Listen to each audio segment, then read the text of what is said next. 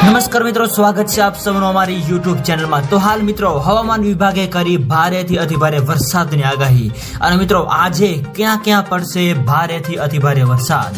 તો મિત્રો વરસાદ તેમજ વાવાઝોડાને લગતી તમામ નવી અપડેટ માટે અમારી ચેનલની અંદર જે પણ મિત્રો નવા છે સબસ્ક્રાઇબ નથી કરી તો સબસ્ક્રાઇબ કરી લેજો। અને મિત્રો વિડીયો ગમે તો વિડીયોને લાઈક કરો, શેર કરો અને કોમેન્ટ કરો। તો હાલ મિત્રો હવામાનની સૌથી મોટી આગાહી અનુસાર આગામી 3 દિવસ રાજ્યની અંદર ભારેથી અતિભારે વરસાદની આગાહી વ્યક્ત કરવામાં આવી રહી છે। તો હાલ મિત્રો નવરાત્રીમાં વરસાદને લઈને સૌથી મોટી અપડેટ। અને મિત્રો સૌરાષ્ટ્ર અને દક્ષિણ ગુજરાતના અલગ અલગ વિસ્તારોની અંદર પડશે ભારેથી અતિભારે વરસાદ।